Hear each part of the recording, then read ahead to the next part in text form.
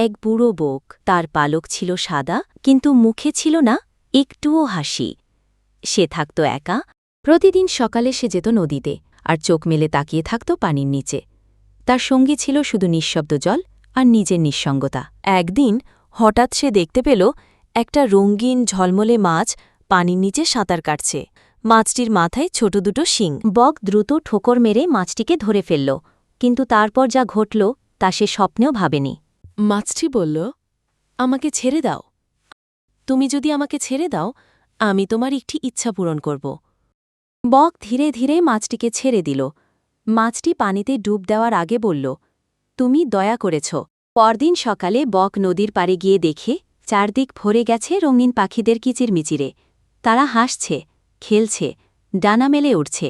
একটা রঙিন পাখি এগিয়ে এসে বলল, চলো না, একবার আমরা সবাই বন্ধু হব।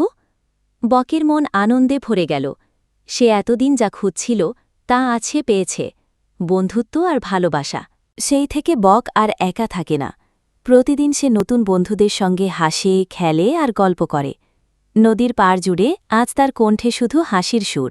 কারো প্রতি দয়া করলে সেই দয়ার প্রতিদান একদিন ঠিকই ফিরে আসে, হয়তো একজোড়া বন্ধুত্বের দানায় ভর করে।